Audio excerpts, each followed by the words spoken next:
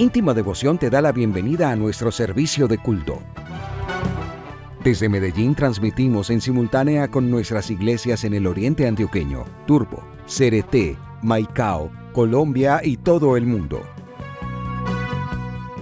Somos una iglesia que cree, obedece, vive y proclama los efectos transformadores del Evangelio del Señor Jesús.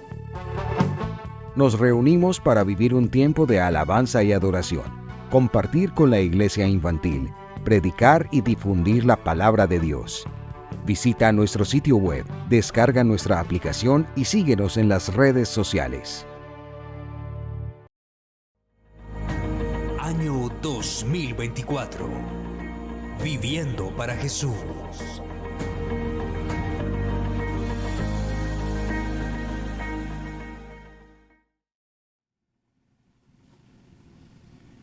Capítulo 17 del Evangelio según San Juan, versículos 20 al 26.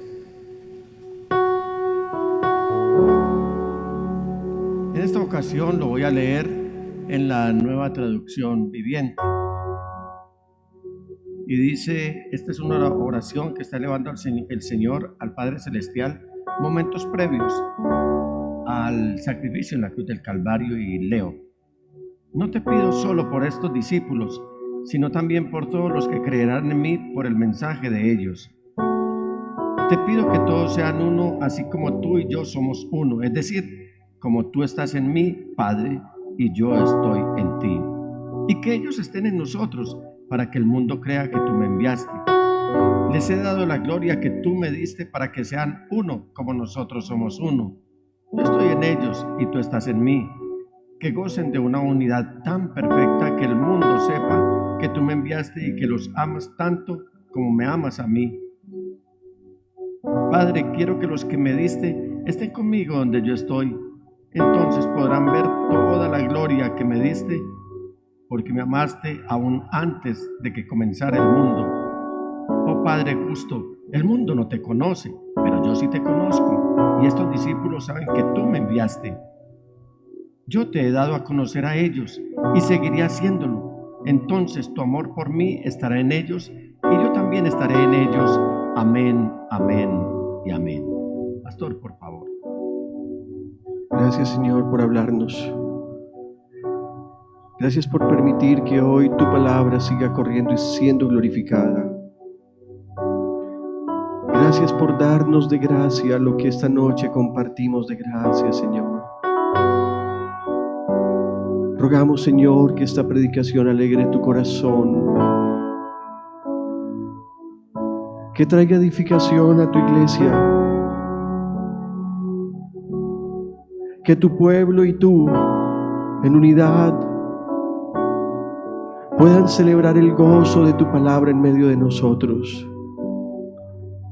A ti expresándola por medio de tu siervo, quien está en tu mano derecha, y a nosotros, tu pueblo, que nos sentamos junto a tus pies para escucharte decir: escucha, pueblo mío. Queremos escuchar tu voz y te damos gracias por permitirte ser escuchado. Padre eterno, la palabra es tuya, la gloria es tuya, el poder, el reino y la soberanía son tuyos por todos los siglos. Oramos en el nombre de nuestro Señor Jesús, en lealtad y en justicia, y por el poder de tu Espíritu Santo. Amén, amén y amén. Amén, amén. Gracias, pastor. Siéntense, mis amados hermanos.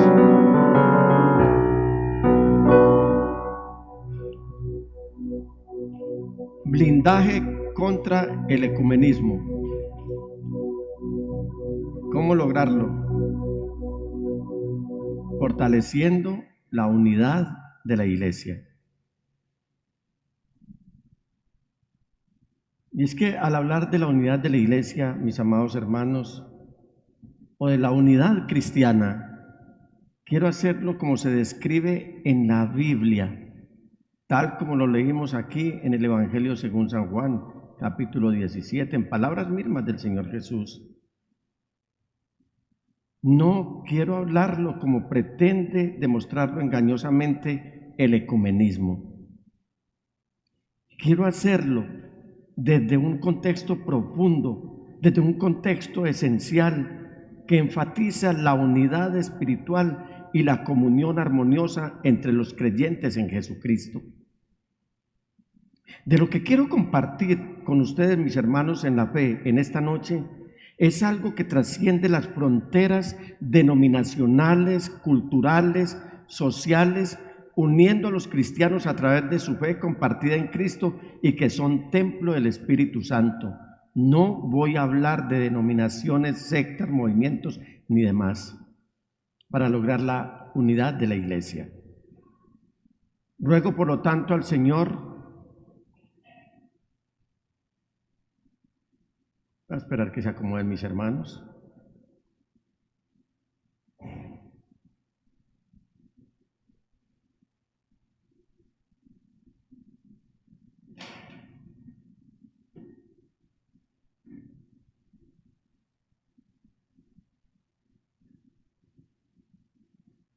Ruego, por lo tanto, al Señor que Él nos abra el entendimiento para que tengamos la comprensión bíblica de la unidad cristiana y recibamos estos consejos prácticos sobre cómo los cristianos podemos buscar y experimentar de manera efectiva esta unidad en nuestras vidas.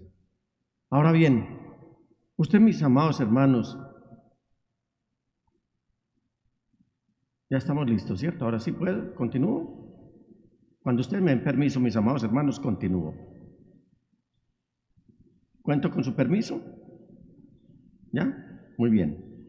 Ahora bien, usted se estará preguntando qué es una iglesia unida. No estoy hablando de la Pentecostal unida, no. ¿Qué es una iglesia unida? ¿O qué es la unidad cristiana? Creo que no hay mejor fuente que nos dé la respuesta acertada y fidedigna que la misma palabra de Dios, la Biblia. Y quiero aquí hacer una pausa, porque seguramente usted se estará preguntando, pastor, ¿y qué es el ecumenismo? Que seguramente es muy distinto a lo que es la unidad espiritual de la iglesia. Hay varios tipos de ecumenismos. Hay ecumenismos económicos, hay ecumenismos políticos, pero también hay ecumenismos religiosos. De ese es el que voy a hablar en esta noche con el favor de Dios.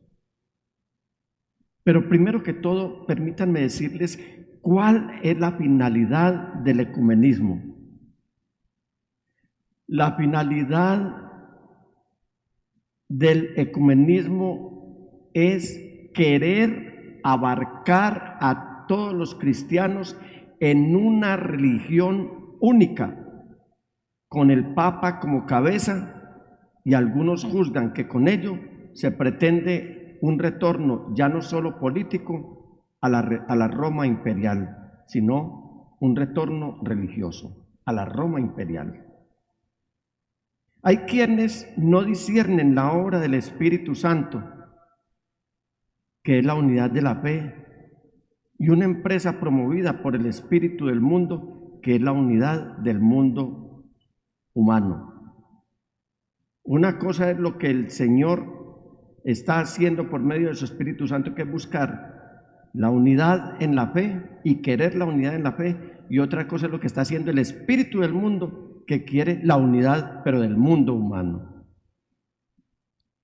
De la extensa literatura publicada por el Vaticano sobre el ecumenismo, se infiere que él pretende aglutinar movimientos, ideas, obras e instituciones como el Consejo Mundial de Iglesias, con el propósito de preparar la reunión no solamente de los cristianos, sino de todas las religiones existentes. Usted puede buscar la contundencia con la que viene avanzando el Consejo Mundial de Iglesias.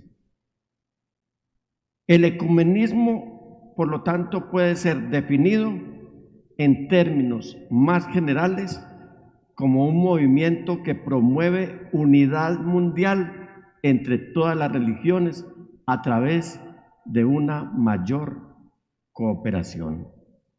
Por ejemplo, para resumir esta idea, un sacerdote católico podría invitar a un imán musulmán para hablar en su púlpito, o una iglesia podría reunirse con miembros de un templo hindú para tener un servicio de oración. O un pastor perteneciente al Consejo Mundial de Iglesias reunirse con representantes de otras religiones sin ningún escrúpulo espiritual, por supuesto, uniendo lazos de amistad con el fin de llevársela bien con todos, incluido el diablo. Definido de esta manera, definitivamente el ecumenismo no es parte del plan de Dios. Diga, el ecumenismo no es parte del plan de Dios. ¿Por qué? Porque no podemos estar en yugo desigual con los incrédulos.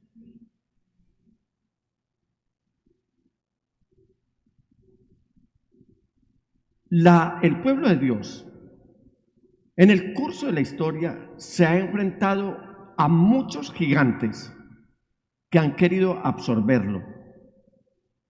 Si usted se remonta a la historia, se dará cuenta que Israel prácticamente estaba absorbido por el imperio egipcio en su momento, por el imperio babilónico en su momento, por el imperio griego en su momento, por el imperio neobabilónico en su momento, por el imperio medo-persa en su momento, por el imperio griego en su momento, y hoy estamos enfrentando el gigante del ecumenismo bajo el imperio romano. Como iglesia, quiero decir.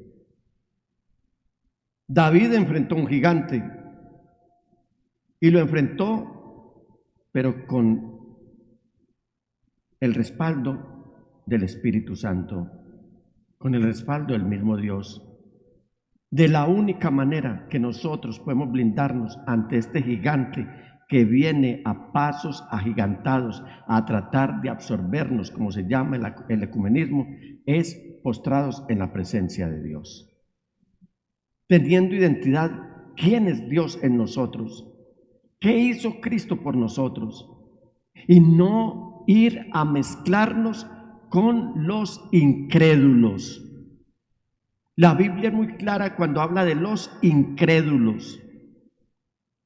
La iglesia en este momento tiene un gigante al frente que quiere absorberla, quiere triturarla y quiere desaparecerla.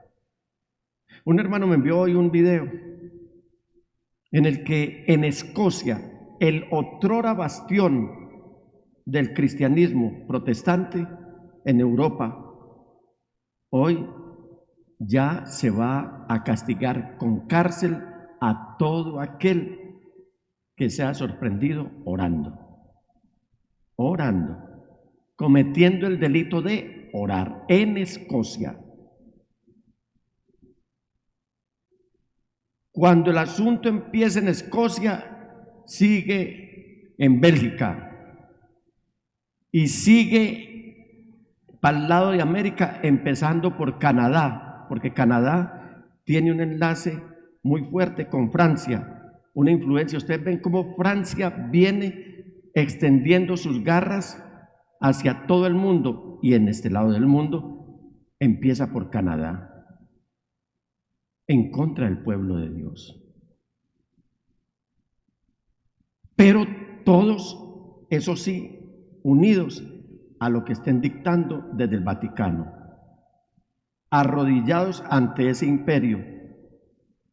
Tan es así que ya hoy tienen aprisionados, cautivos, a cientos de pastores que hacen parte del Consejo Mundial de Iglesias, que no es otra cosa sino un bastión del cristianismo para abonarse a todos los demás sistemas como la Nueva Era y la Iglesia Romana, para servir de plataforma al anticristo.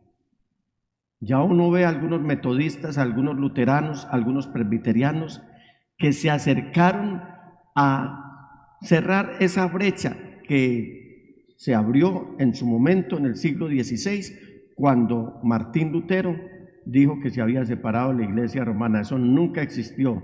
Hubo un cisma, sí, pero ya hasta el papado de Benedicto XVI, ellos llegaron todos en filita, le hicieron la respectiva venia, le besaron el anillo y de ahí empezó fortalecido mucho más el Consejo Mundial de Iglesias Cristianas.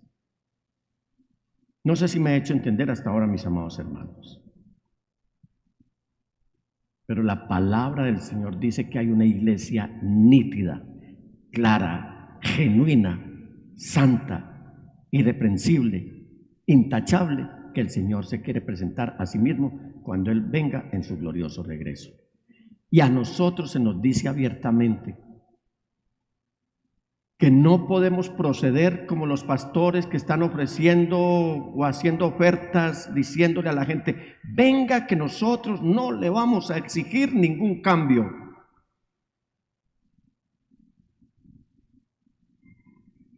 Venga, que tenemos todo dispuesto en el templo para que usted viva una vida cómoda. Díganme si esa no es una oferta maquillada del diablo, porque hasta donde yo sé, todo el que conoce a Cristo Jesús sufre el poder, o mejor, recibe el poder transformador de la presencia del Señor en su vida. Y el que antes era, ya no es.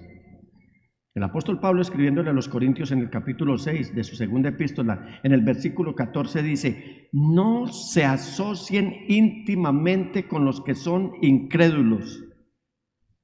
¿Cómo dice? No se asocie con los que son incrédulos. ¿Cómo puede la justicia asociarse con la maldad? ¿Cómo puede la luz vivir con las tinieblas? ¿Qué armonía puede haber entre Cristo y el diablo? ¿Cómo puede un creyente asociarse con un incrédulo? En 2 versículos, el apóstol Pablo está diciendo una misma frase: ¿cómo puede un creyente asociarse con un incrédulo? Y escribiéndole a los hermanos en la región de Galacia, en el capítulo 1, quiero decir a los Gálatas, en el capítulo 1, versículo 6, dice el apóstol Pablo: estoy horrorizado de que ustedes estén apartándose tan pronto de Dios, quien los llamó a sí mismo por medio de la amorosa misericordia de Cristo. Están siguiendo un evangelio diferente que aparenta ser la buena noticia. ¿Se da cuenta que sí hay evangelios que aparentan ser pero que no son? Pero no lo es en absoluto. Es decir, no es la buena noticia. Están siendo engañados por los que a propósito distorsionan la verdad acerca de Cristo. Si alguien, mire pues cómo la pone el apóstol Pablo, si alguien, ya sea nosotros o incluso un ángel del cielo, les predica otra buena noticia diferente de la que nosotros les hemos predicado, que le caiga la maldición de Dios. Repito lo que ya hemos dicho: si alguien predica otra buena noticia distinta de la que ustedes han recibido, que esa persona sea maldita. Esta es una palabra clarísima que yo creo que podríamos resumirlo de que la luz y las tinieblas no tienen comunión entre sí. Entonces, ¿cómo blindarnos ante el ecumenismo? Ya les quedó claro lo que es ecumenismo. Me hice entender, hermanos. ¿Cómo blindarnos ante esta fiera que todos los días viene mucho más fuerte en una amenaza por exterminar al pueblo santo de Dios? En primer lugar, veamos qué es la unidad de la iglesia o la unidad cristiana, que es muy distinta al ecumenismo. La unidad cristiana, según lo definido en la Biblia, es un estado de unidad, armonía y amor entre los creyentes en Jesucristo. No se trata de una mera uniformidad, sino de una profunda conexión espiritual que refleja nuestra íntima devoción con Dios. Y esta unidad se fundamenta en creencias, valores y propósitos compartidos y que, por supuesto, está arraigada en el amor de Cristo. Lo del uniforme solamente lo vamos a lucir, pero cuando estemos en el cielo. ¿Me he hecho entender? Si aquí somos unidos en armonía, unidos en fe, unidos en valores, unidos en compartir los propósitos, y si estamos arraigados en Cristo Jesús, si vivimos en santidad sin la cual nadie verá al Señor, mis amados hermanos, el uniforme nos lo tiene el Señor, pero en la Nueva Jerusalén. Porque dice que nos va a vestir con vestiduras nuevas. Y allá todos vamos a estar vestidos aquí. Aquí no nos confiemos de que porque la gente vive uniformada es unida. No es así. Eso se lo inventó el ser humano. Por eso tenemos gente con hábitos, con sotanas y otros que agarraron el cristianismo de una manera sectaria y recalcitrante. Dijeron, bueno, no vamos a usar hábitos ni sotanas, pero nos vamos a vestir todos iguales, con la misma moda, con el mismo cabello largo, sin maquillajes y demás, para distinguirnos delante de la demás gente.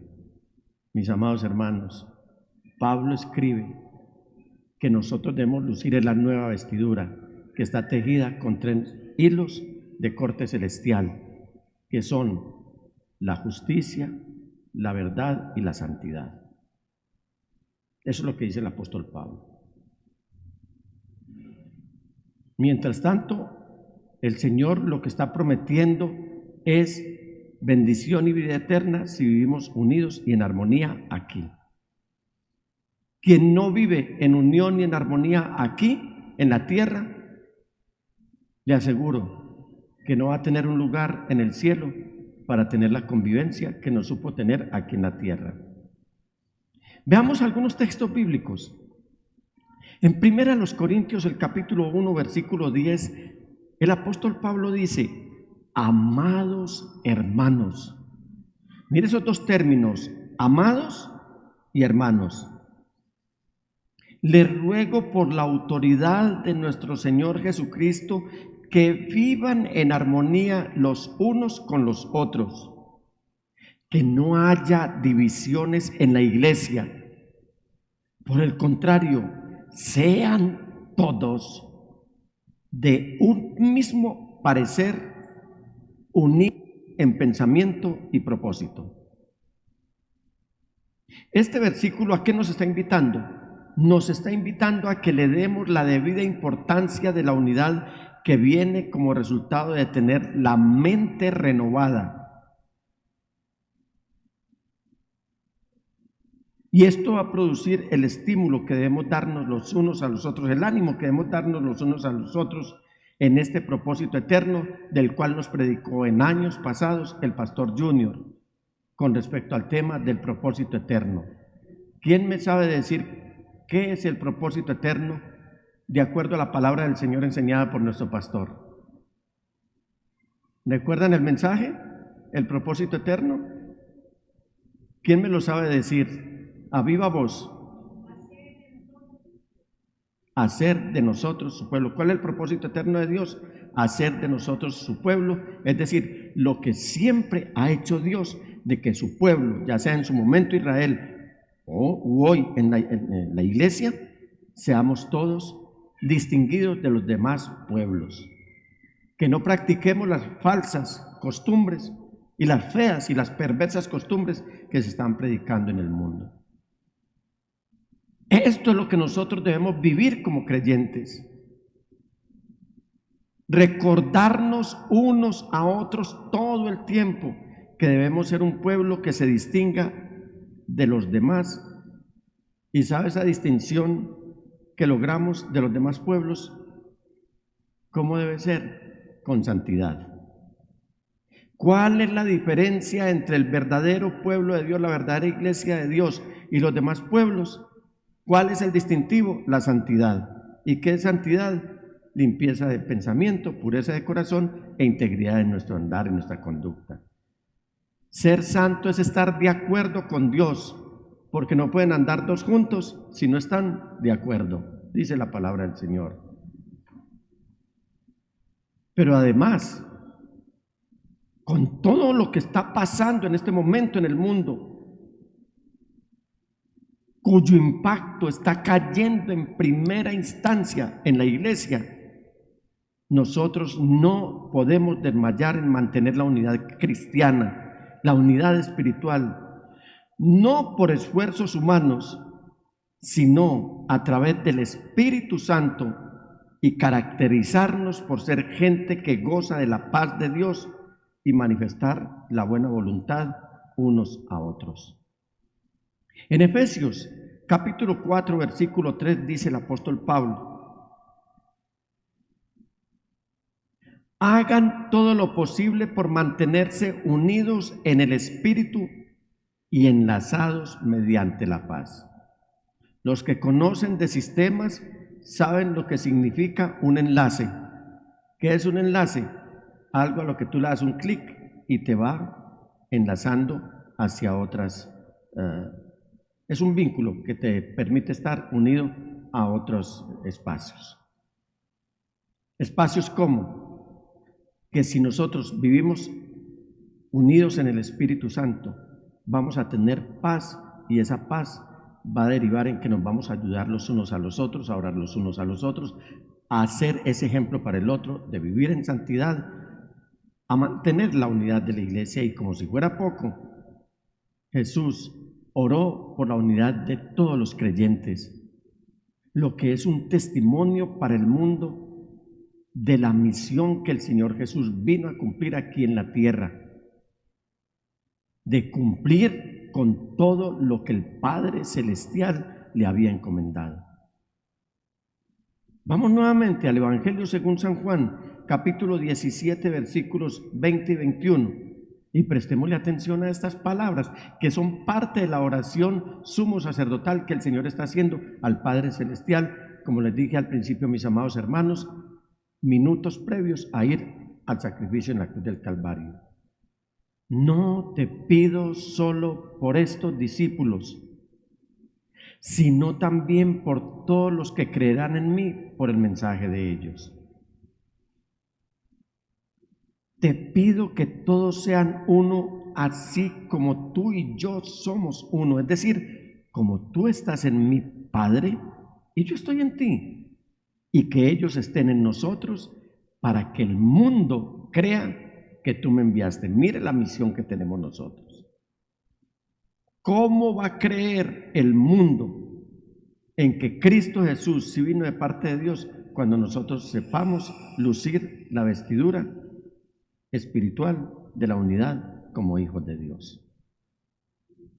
Y en esa oración yo puedo decir con plena certeza, porque Dios conoce el final desde el principio, que en su anticipado conocimiento Él estaba diciendo: no te pido solo por estos discípulos, sino también por todos los que creerán en mí por el mensaje de ellos, incluido Nicolás, Juan, Adriana, Juan Pablo, Susana, Caterine, Claudia, Nelly, Maximiliano, Juan José, Fernando, en fin, todos los que hay aquí, y todos los que hay en otros lados, y todos los que hay en todo el mundo.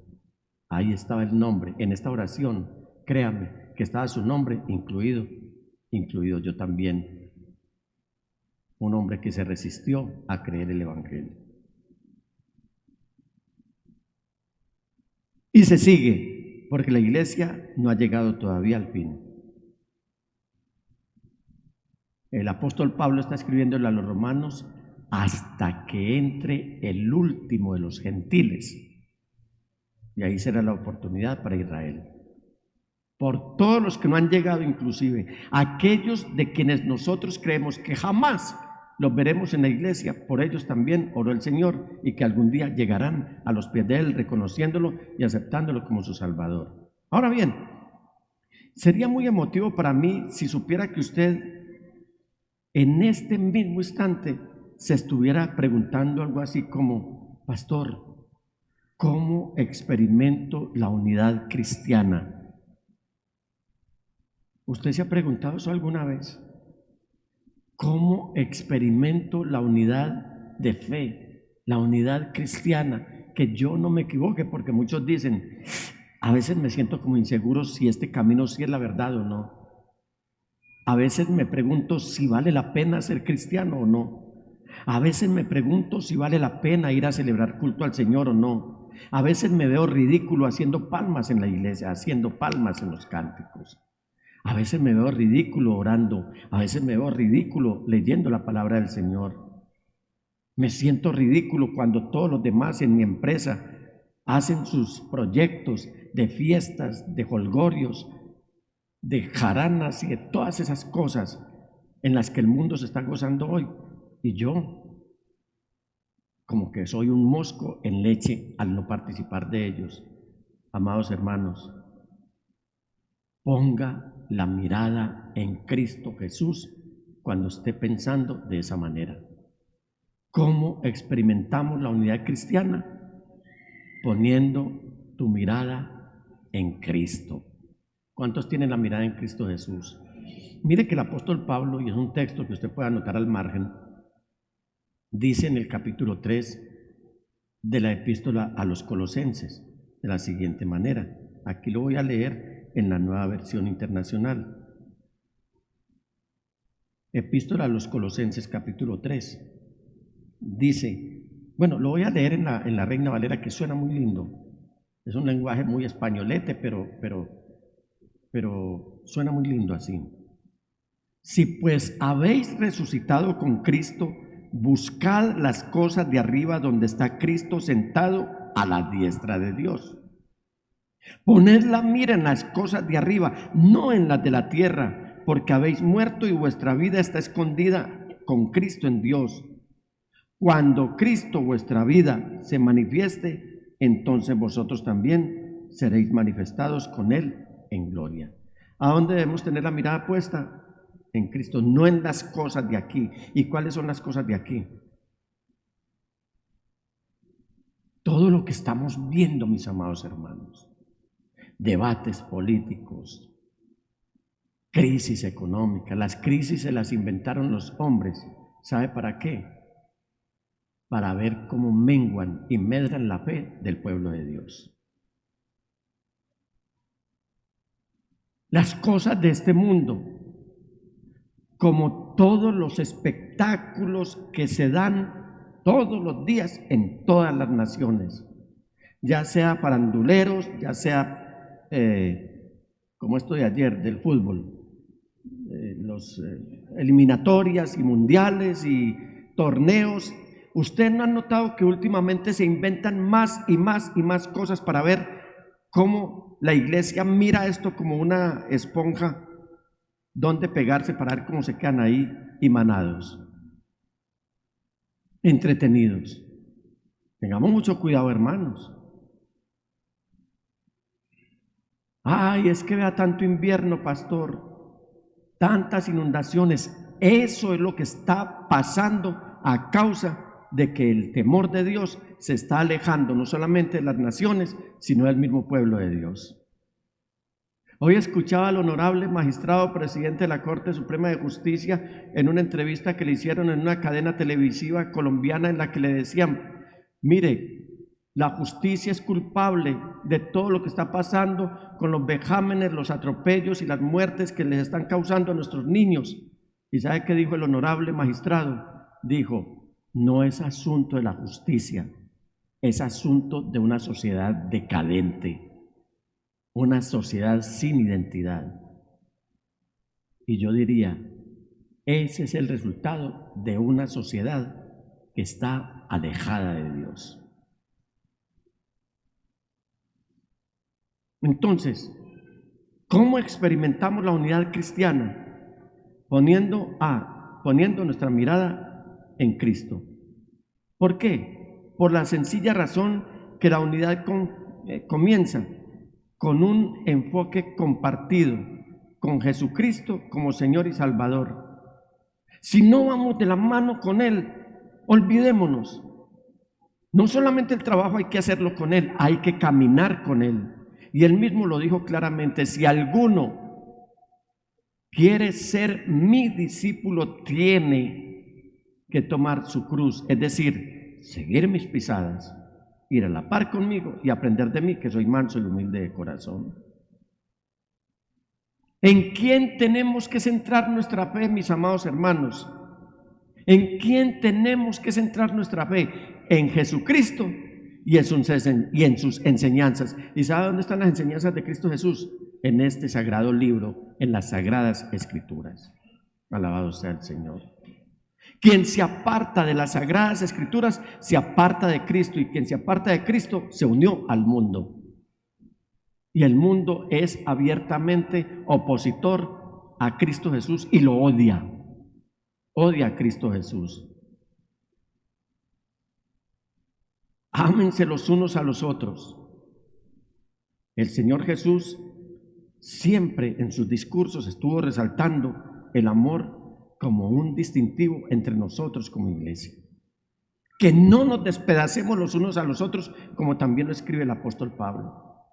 Que no nos critiquemos, que no nos insultemos, que no nos maltratemos, que no seamos como el puercoespín que está bregando a ver dónde entierra todas sus púas, a ver dónde hace daño. El mismo puercoespín nos da ejemplo que cuando las cosas se ponen difíciles para esa raza, ellos se unen y se toleran aún sus propias púas.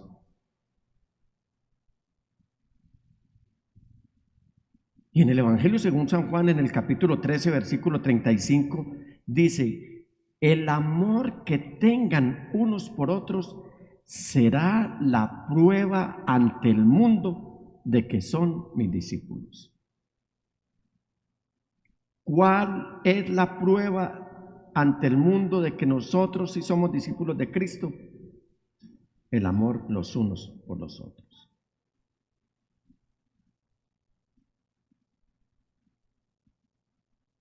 ¿Qué tratamiento nos estamos dando como esposos? ¿Qué tratamiento nos estamos dando como papás hacia hijos e hijos hacia los padres? ¿Qué testimonio estamos dando cuando nos ponemos pico a pico con el vecino? Quiero decir, cuando controvertimos y nos agarramos con ellos, cuando peleamos con el de al lado, con el del otro lado, con el que está al frente, cuando de vez en cuando soltamos una pequeña palabrita, y ustedes saben cuál es, solamente para herir con nuestra lengua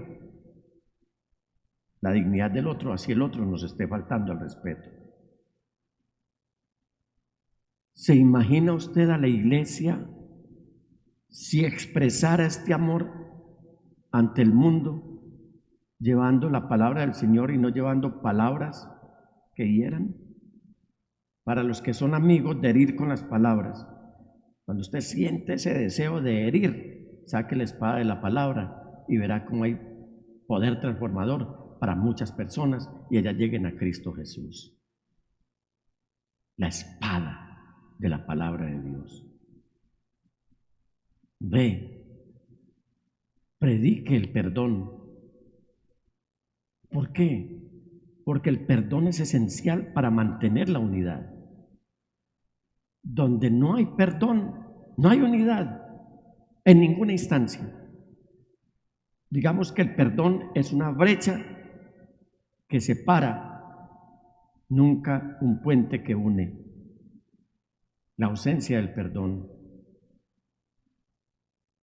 En Colosenses, donde acabamos de leer, en el capítulo 3, versículo 13, dice el apóstol Pablo: sean comprensivos con las faltas de los demás y perdonen a todo el que los ofenda. Recuerden que el Señor los perdonó a ustedes, así que ustedes deben perdonar a otros. Esto lo escribía un hombre que había aprendido el Evangelio de Cristo Jesús. Quiero decir, el mismo Dios se lo había revelado, a él no se lo predicó nadie. Y fue tanto el poder transformador que tuvo Pablo que se atreve a escribir esto cuando él era uno de los principales perseguidores de los primeros cristianos que estaban entregando todo a Cristo Jesús.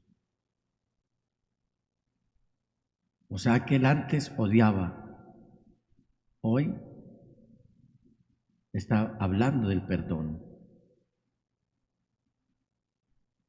¿Qué más debemos hacer para mantener la unidad en la iglesia? Servir juntos. Sirvan juntos. ¿Y cómo lo va a hacer usted? Involúcrese, intégrese, comprométase en actividades de servicio y alcance, es decir, extienda como parte de la comunidad de creyentes, que en este caso, en esta comunidad local se llama íntima devoción, pero gracias a Dios hay muchas iglesias que están advertidas ya por sus pastores que no deben ser parte del Consejo Mundial de Iglesias. Ecumenismo a la vista. Llámese como se llame, si está ajustada a lo que está en el marco bíblico, guiada por el Espíritu Santo y siguiendo a Cristo Jesús, es una iglesia fiel, una iglesia leal. Cuando la iglesia procede de esa manera, puede decir con plena seguridad que es parte del cuerpo de Cristo. En Gálatas 5:13 el apóstol Pablo escribe: pues ustedes, mis hermanos, han sido llamados a vivir en libertad, pero no usen esa libertad para satisfacer los deseos de la naturaleza pecaminosa. Al contrario, usen la libertad para servirse unos a otros. Por amor. Permítanme, les digo algo, hermanos, y espero me lo reciban con mucho amor. Ustedes no saben lo que hoy sentí de manera particular, de manera especial, como bajo el rigor de la lluvia, los primeros que estaban llegando eran unos jovencitos que aspiran el servicio, servirle al Señor, y los hermanos listos para embellecer el templo de Dios, el templo donde se reúne la iglesia y donde está la presencia de Dios. Eso es tener vocación de servir. Así es que se sirve.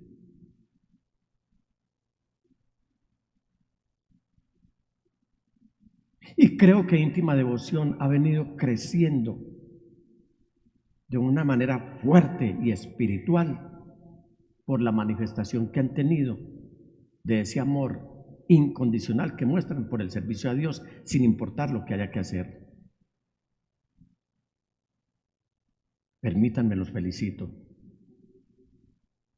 Y decir lo que le dijo Nehemías en su momento al Señor: por favor, tenme en cuenta lo que estoy haciendo por tu pueblo. Que Dios los recompense a ustedes, a los que por alguna razón, incluido el invierno, no pudieron llegar y que seguramente están en redes y que no solamente están sirviendo, sino que aspiran a servir al Señor. Saben que una de las cosas que me llamaba la atención a mí cuando apenas me decían que había unos protestantes, unos evangélicos, y yo miraba eso con estupor, créanme, lo miraba con estupor, con asco, no porque yo fuera sectario, ni mucho menos religioso, pero cuando empecé a observar, yo veía un grupo de ancianos. La primera vez que yo llegué a un templo cristiano, vi a un grupo de ancianos que me recibieron con tanta calurosidad. Yo dije, aquí hay algo distinto. Y aunque me resistí a seguir a Jesús desde el primer momento, algo que me llamó la atención fue lo calurosos que fueron los hermanos, como lo son ustedes aquí, amados sugieres, cuando llega una persona y la dirigen, la hacen sentir importante, no por hipocresía, sino que para nosotros es supremamente importante, como lo es para Dios, que una persona nueva llegue a ocupar una silla en esta iglesia, en este templo. Sin importar el rango que tenga, la distinción que tenga, la posición económica. Al final, todo eso se quedará aquí y al cielo entraremos como las almas de Dios, como los hijos de Dios. Eso es lindo. Pero para mantenernos en ese estándar de servicio, para mantenernos a ese nivel e ir creciendo, debemos orar por la unidad de la iglesia. Oren regularmente por la unidad entre los creyentes. Oremos constantemente por la unidad entre los creyentes, como el Señor Jesús oró en el capítulo 17 de San Juan. No hagan las cosas por su propia voluntad, hermanos. Háganlas contando con la voluntad de Dios, quien nos ha dado su Espíritu Santo para que nos guíe y nos muestre qué es lo que nosotros debemos hacer. El único que inequívocamente nos enseña a hacer la voluntad de Dios es el Espíritu Santo, porque el Espíritu Santo es el Espíritu de Cristo, es el Espíritu de Dios. Y por supuesto, es el único que está interesado en promover la unidad entre nosotros. Algo más para mantener la unidad de la iglesia y blindarnos contra el ecumenismo. Estudiar la Biblia. Estudiar la Biblia.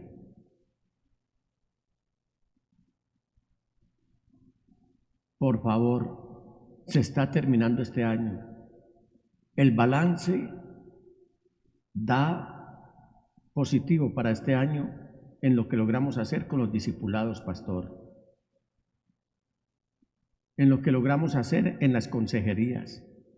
En lo que logramos hacer en los estudios compartidos en la emisora. En lo que logramos hacer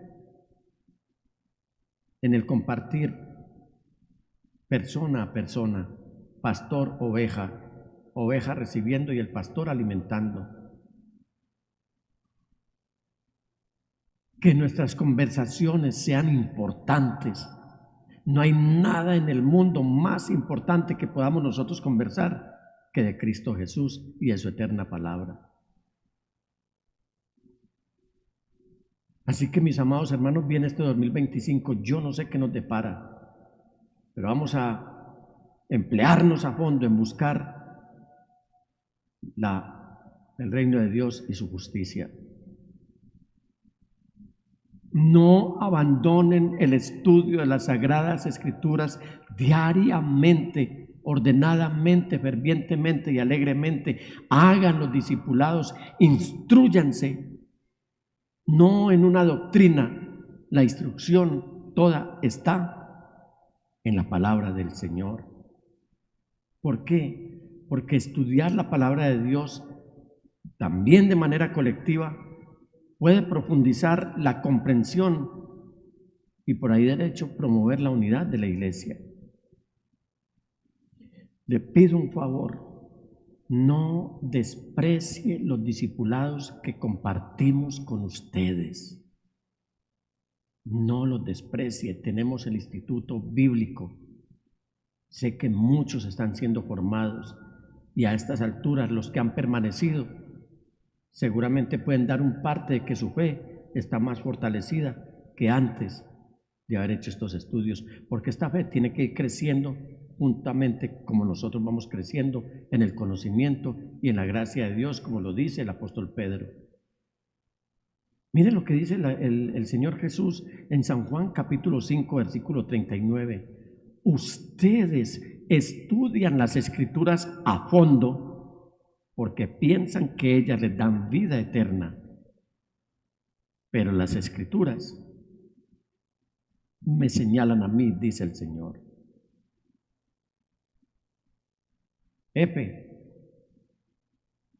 Busquen espacio común. No dejen de congregarse. No dejen de asistir al templo. Creo que no hay mejor espacio común que el que disponemos acá en íntima devoción por medio de los discipulados. Es más, los hemos llevado hasta las casas. Debemos reconocer que pueden existir diferencias, pero enfóquense en las creencias y valores comunes que nos unen como cristianos. Sé que en los discipulados se suscita una que otra controversia y por eso pedimos al Señor que nos dé personas idóneas, capaces de presidir estos discipulados para que en vez de generar brechas, diriman cualquier malentendido que haya y acerquen a los hermanos para que tengan una buena unidad, que es a la que nos está demandando el Señor. Mire cómo dice, esto es desde el principio, del principio de la iglesia. En Hechos 2, 42, 43 nos dice la palabra del Señor: todos los creyentes se dedicaban a las enseñanzas de los apóstoles, a la comunión fraternal, a participar juntos en las comidas, entre ellas la cena del Señor, pero también en la oración. Un profundo temor reverente, mire esto, no miedo, sino un profundo temor reverente vino sobre todos ellos, y los apóstoles realizaban muchas señales milagrosas y maravillas. Y cuando estudiaba este texto, se me ocurrió pensar, si no hemos visto más milagros y más maravillas en medio de nosotros, es por las brechas que hay dentro de algunos cristianos. Pero aquí la palabra del Señor me está diciendo que todos los creyentes se dedicaban a las enseñanzas de los apóstoles, a la comunión fraternal, a participar juntos en las comidas, entre ellas la cena del Señor, y a la oración. Y dice que un profundo temor reverente vino sobre todos ellos y los apóstoles realizaban muchas, ¿entendió esa palabra? Muchas señales milagrosas y maravillas. Mi pregunta es, ¿será que las divisiones están obstruyendo los milagros de parte de Dios en medio de nosotros? G. Para mantener la unidad de la iglesia, fomentemos el diálogo sincero. Enfoquémonos en promover la comunicación abierta, pero también respetuosa.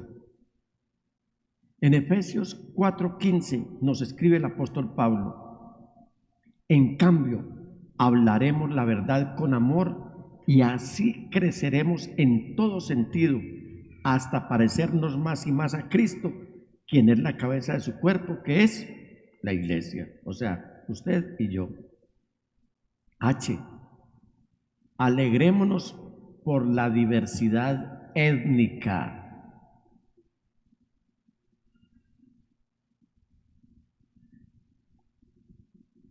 Abracemos la diversidad étnica dentro del cuerpo de Cristo, que es la iglesia.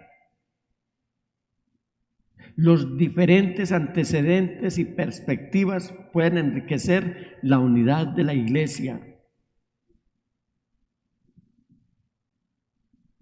La iglesia tiene las puertas abiertas para todos. Yo no quisiera verme discriminado al entrar a un templo y al querer ser parte del cuerpo de Cristo. ¿Por qué? Como lo hemos dicho en otras ocasiones, quien entra por esas puertas, ni el que tiene es más, ni el que no tiene es menos. Todos podemos ser uno, como Dios, el Padre y Cristo son uno. El apóstol Juan, en el capítulo 7, versículo 9 de Apocalipsis, dice y escribe: después de esto vi una enorme multitud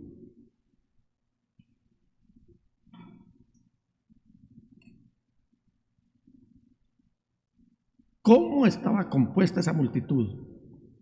De todo pueblo, de toda nación, de toda tribu y de toda lengua, que era tan numerosa que nadie podía contarla. ¿Sabe dónde estaban? Estaban de pie delante del trono y delante del Cordero. Vestían túnicas blancas y tenían en sus manos ramas de palmeras, y gritaban con gran estruendo: La salvación viene de nuestro Dios que está sentado en el trono y el Cordero.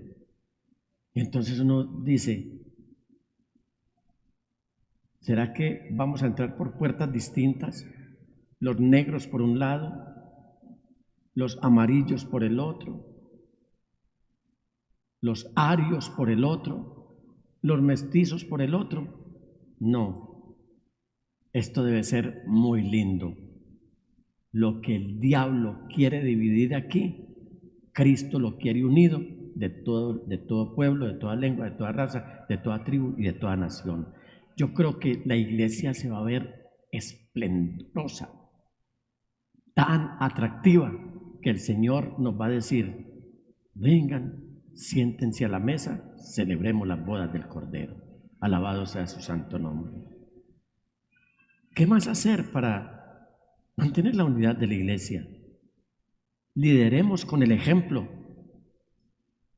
Hay muchos que quieren liderar, pero no dan ejemplo. Un pastor finado ya nos buscó a este servidor y al pastor Junior que para que hiciéramos un instituto, una universidad de liderazgo. Para mí era increíble que me estuviera haciendo esa oferta a mí y al pastor Junior y en un conjunto de pastores. ¿Sabe por qué me hacía increíble? Porque había perdido la iglesia, había perdido su familia, había perdido la comunión con Cristo, lo había perdido todo y ahora quería formar líderes. O sea, no era el más indicado para fundar una universidad sobre liderazgo, porque es que eso no se trata de hablar muy bonito, ni de gesticular mucho, ni de tener apariencia. ¿Sabe cuál es la materia prima para nosotros ser líderes? Ser ejemplo a los demás. Hermanos, íntima devoción, demuestren unidad en su propia vida, en cómo estar interactuando con otros creyentes. ¿Por qué? Porque sus acciones pueden inspirar a otros a buscar la unidad también. Escribiéndole a Timoteo, el apóstol Pablo, en su primera epístola, capítulo 4, versículo 12, dice el amado apóstol, no permitas que nadie te subestime por ser joven. Sé un ejemplo para todos los creyentes, como en lo que dices, en la forma en que vives, en tu amor, en tu fe y tu pureza. Yo creo que no hay mejor curso de liderazgo que este versículo, mis amados hermanos. No hay mejor curso. Este es un curso intensivo de liderazgo. ¿Cómo? Ser ejemplo para todos los creyentes. ¿Cómo? En cómo hablamos, en la forma en que vivimos, en cómo amamos, en qué fe tenemos y por supuesto en pureza. No olviden limpieza de pensamiento, pureza de corazón e integridad en nuestra conducta. ¿Cómo lo vamos a lograr? Quiero decir, la unidad de la iglesia, son imprescindibles la oración y la lectura de la Biblia. En tercer lugar, para experimentar la unidad cristiana, debemos hacer lo que les compartiré en 15 días con el favor de Dios. Vamos a levantarnos de nuestros asientos.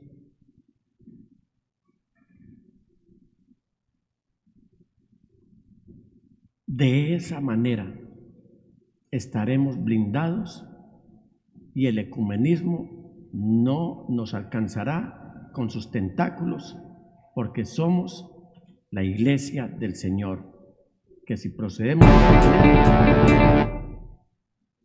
Tranquilo, pastor, no nos pasa a todos. ¿Qué iba a sonar, pastor? La pista de entrada, que la podemos poner también como la pista de salida de la palabra. Bendito sea Dios. Gracias al Señor. ¿Cómo vamos a estar blindados frente al ecumenismo? Siguiendo estos pasos, que los encontramos todos en las Sagradas Escrituras, y viviendo en santidad y con nuestro ejemplo y con nuestra unidad, ser luz al mundo, y de esa manera el sistema del mundo no va a penetrar a la iglesia, sino blindamos con la presencia de Cristo Jesús en nuestra vida.